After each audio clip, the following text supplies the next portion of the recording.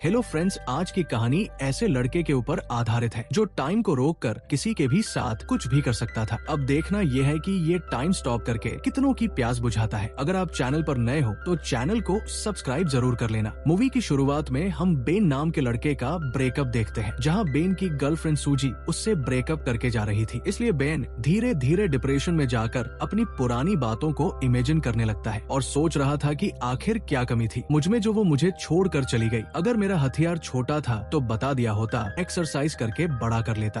अगले दिन कॉलेज के कैंटीन में बेन सूजी को किसी और लड़के के साथ चिपक कर बातें कर रही होती है। ये देखकर बेन सोचने लगता है कि शायद सूजी उससे कभी प्यार करती ही नहीं थी, क्योंकि ब्रेकअप करने के बाद कोई भी लड़की इतनी जल्दी किसी और लड़के से कैसे प्यार कर सकती है। खैर तभी बेन के पास उसका फ्रेंड जुगाड़ी आता है। बेन उसे अपने ब्रेकअप के बारे में बताता है कि साला वो लड़की मेरा काट कर चली गई है। तो जुगाड़ी बेन को एडवाइस देता है कि अबे तेरे पास हथियार तो है, उस लड़की को छोड़ और दूसरी खूबसूरत लड़की को डेट कर, ताकि ये देखकर सूजी को जलन हो और वापस तुम्हारे साथ रिलेशन में आ जाए। क्या सच में ये जुगाड़ काम करता है? अगर करता है तो कमेंट करके जरूर बताएं। जुगाड़ी ये सारी बातें बेन को बोल तो देता है, लेकिन जुगाड़ी खुद लड़कियों के मामले में ढीला था, क्योंकि हर कोई लड़की उसे बजाकर चली जाती थी। इसलिए बेन जुगाड़ी की बातों पर ज्यादा ध्यान नहीं देता और वहाँ से अपनी आर्ट क्लास को ज्वाइन करने के लिए चला जाता है, क्योंकि बेन बचपन से ही एक बड़ा आर्टिस्ट बनना चाहता था। आर्ट क्लास में सभी लोग स्केच बना रहे होते हैं, पर बेन वहाँ भी बस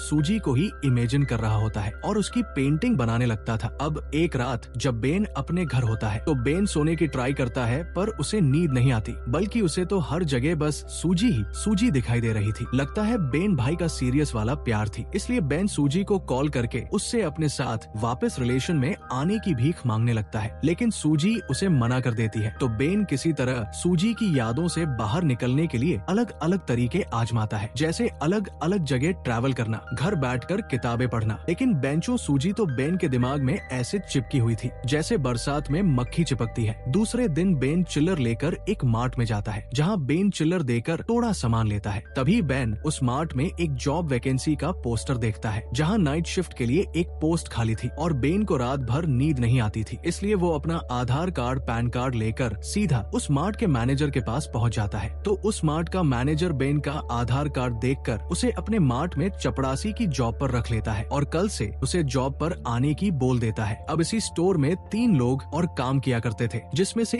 एक लड़की भी थी जिसका नाम सुमी था। बेन सुमी को देखकर उससे पहली नजर वाला प्यार करने लगा था और शायद सुमी को भी बेन अच्छा लगा था। उसी स्टोर में चमन और लुलू था। ये दोनों भी नाइट शिफ्ट में ही काम किया करते थे। ये दोनों काफी चंचले थे। ये अपना टाइम पास करने के लिए मार्ट में आए हुए लोगों के बैग में स्टोर की चीजें रखकर उनके साथ टाइम पास किया करते थे। कभी कभी तो वो मार्ट को ही रेसिंग ग्राउंड बनाकर रेस किया करते थे। लेकिन बेन उन सब में से बिल्कुल अलग था, क्योंकि बेन के पास ऐसी सुपर पावर आ चुकी थी जिससे वो टाइम को रोककर बहुत कुछ कर सकता था, जैसे कि टाइम स्टॉप करके मार्ट में आई लड़कियों के साथ मजे करना या टाइम रोककर मार्ट में पैसों की चोरी करना। लेकिन बेन अपनी पावर का गलत यूज नहीं करता, वो बस अपने अंदर के आर्टिस्ट को बाहर निकालना चाहता था। इसलिए वो जब मार्ट में होता है तो बेन टाइम को स्टॉप करके मार्ट में इधर उधर घूमकर हॉट लड़कियों को पास से देखने लगता है, क्योंकि उसे लगता था कि हर लड़की की गुफा अलग अलग तरह की होती है। क्योंकि जब बेन छोटा था तब उसके घर में एक फॉरेन स्टूडेंट रहने आई थी जो कि बहुत खूबसूरत थी। बेन हर टाइम बस उसे ही देखा करता था, क्योंकि वो फॉरेन स्टूडेंट हमेशा बेन के सामने निर्वस्त्र घुमा करती थी। इसलिए बेन जब भी टाइम स्टॉप करता है तो वो हॉट लड़कियों को निर्वस्त्र करके उनकी पेंटिंग बनाया करता था, क्योंकि ये सब करके उसे बहुत मजा आता था। पेंटिंग बनाने के बाद वो सभी को वापस जैसे थे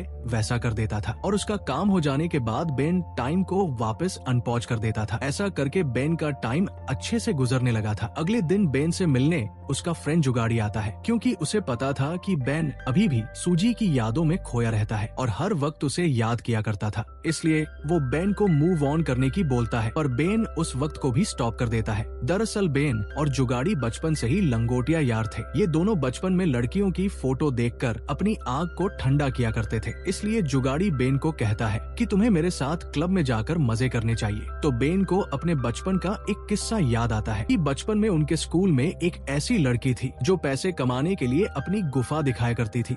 इसके अगले दिन बेन मार्ट में काम करने जाता है, जहाँ चमन और लुलू मस्ती मस्ती में सुमी के सामने बेन की पेंट उतार देते हैं, जिससे सुमी को बहुत हंसी आती है। बेन को लगता है शायद कि सुमी भी उसे पसंद करने लगी है। जिसके बाद बेन सुमी को लॉकर रूम में मिलता है, जहाँ बेन सुमी से घपाघप के बारे में बात करता है और सुमी को अपना सैंडविच भी खिलाता है, क्योंकि बेन को अब सुमी के साथ टाइम स्पेंड करना अच्छा लग रहा था। बेन इस टाइम को रोकना चाहता था, लेकिन वो ऐसा नहीं कर पाता और सुमी वहाँ से चली जाती है, क्योंकि अब कई न कई बेन सुमी से प्यार करने लगा था। थोड़ी देर बाद बेन जब मार्ट में काम कर रहा होता है तो चमन और लुलू दोनों बेन से कहते हैं कि लुलू ने सुमी को रात में अपने साथ मूवी देखने के लिए बुलाया है। ये सुनकर बेन का दिल तार तार हो चुका था और वो सोचता है, जब भी मैं किसी लड़की की गुफा में जाने की सोचता हूँ, बैंचो कोई न कोई पहले ही उसकी गुफा में चला जाता है। दरअसल बेन जब छोटा था तब वो अपने स्कूल में अपनी क्लास टीचर को पसंद करता था, लेकिन वो अपनी टीचर की गुफा में तो धमाके कर नहीं सकता था, इसलिए उसने अपनी ही क्लास की सुंदर लड़की को पटाने की सोचा। लेकिन बेन के पास इतनी हिम्मत नहीं थी कि जाकर वो अपने प्यार का इजहार कर दे।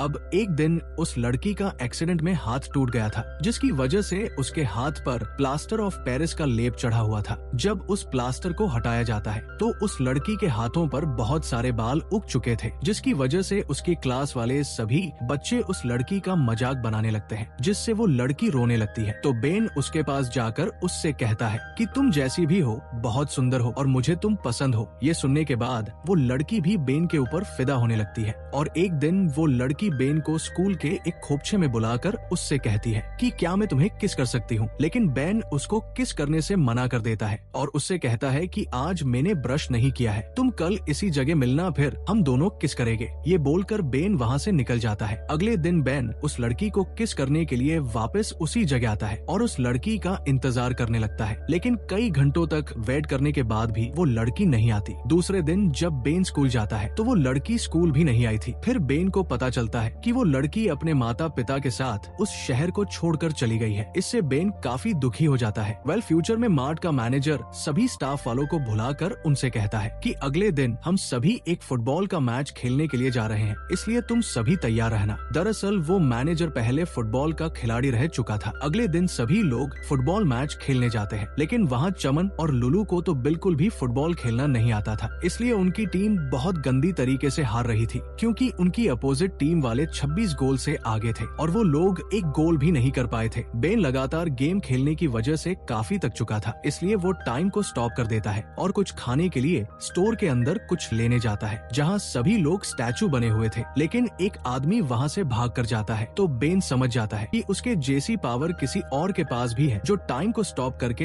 इसका फायदा उठाता है। लेकिन बेन इस बात का ज्यादा लोड नहीं लेता और वापस ग्राउंड में जाकर उबासी लेता है, जिससे टाइम वापस चलने लगता है। टाइम चालू होते ही वो देखते हैं कि खेल के दौरान बेन के मैनेजर को बुरी तरह से चोट लग चुकी है और उसकी नाक से खून का नाला बहने लगता है, जिसकी वजह से उन्हें गेम को वही रोकना पड़ता है और सभी मैच छोड़कर मैनेजर को हॉस्पिटल लेकर जाते हैं। फिर बेन सुमी को डेट पर लेकर जाता है, जहां वो सुमी से बातें करता है। तो सुमी बेन को बताती है कि मैं सिंगल हूँ और मेरा 6 महीने पहले ही ब्रेकअप हुआ है। ये सुनकर बेन काफी खुश होकर सुमी से पूछता है कि तुम्हें कैसे लड़के पसंद है। तो सुमी बताती है कि मुझे ऐसे लड़के पसंद है जो अपनी कला से सामने वाले के दिल को छू ले, जैसे कि एक आर्टिस्ट जो लड़कियों की असली खूबसूरती को पहचान पाता है। जिसके बाद बेन सुमी को उसके घर छोड़ने जाता है, जहाँ बेन सुमी को चुमी देता है और वहाँ से निकल जाता है। अगले दिन मार्ट का मैनेजर मार्ट में काम करने वाले सभी वर्कर को भुलाता है, क्योंकि आज मैनेजर का बर्थडे था, इसलिए वो अपने सभी वर्कर को बर्थडे की तैयारी करने के लिए छोटे छोटे काम की जिम्मेदारियां उन्हें दे देता है। मैनेजर बेन को अपनी पार्टी ने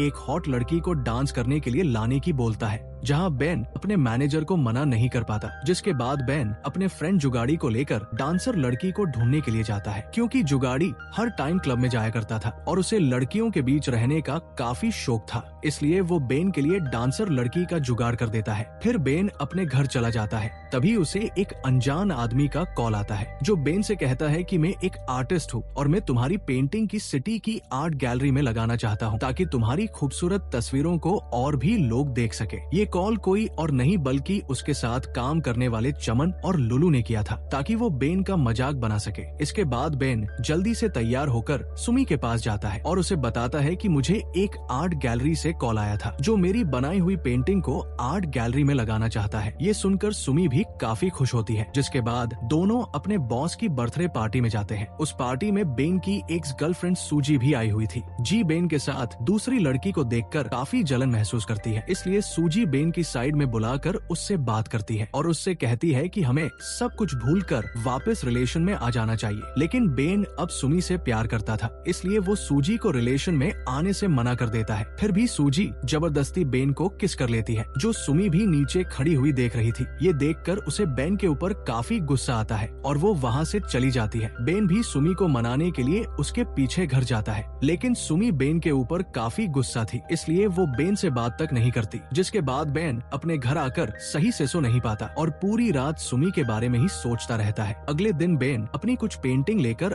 आर्ट गैलरी जाता है, जहाँ बेन को आर्ट गैलरी का मालिक बताता है कि उनने बेन को अपनी पेंटिंग लाने के लिए कॉल ही नहीं किया। ये सुनकर बेन को लगता है शायद किसी ने मजाक किया होगा और वो जाने लगता है। तभी उस आर्ट गैलरी का मालिक बेन की कुछ तस्वीरों को देखता है जी की उसे बहुत पसंद आती है, इसलिए वो बेन से कहता है कि मैं तुम्हारी पेंटिंग को अपनी आर्ट गैलरी में लगाना चाहता हूँ। ये सुनकर बेन भी काफी खुश हो जाता है। कुछ दिनों बाद बेन की सारी तस्वीरों की उस आर्ट गैलरी में लगाया जाता है और उस ऑक्शन में सुमी को भी इनवाइट किया गया था। सुमी जब उस आर्ट गैलरी में अपनी पेंटिंग देखती है तो वो शॉक्ड हो जाती है, क्योंकि वो सारी पेंटिंग बेन ने बनाई थी। ये देखकर सुमी समझ चुकी थी कि बेन उससे सच में प्यार करता है, तो वो बेन के पास जाकर उससे माफी मांगती है। बेन भी सुमी को उस रात वाली गलतफहमी की दूर करता है, तो सुमी उसे बताती है कि मैं तुमसे बेहद प्यार करती हूँ। ये सुनकर बेन काफी खुश होता है और वो एक बार फिर टाइम को रोककर सुमी को अपने साथ लेकर जाता है और इसी के साथ इस दुख भरी कहानी का एंड हो जाता है। Thanks for watching.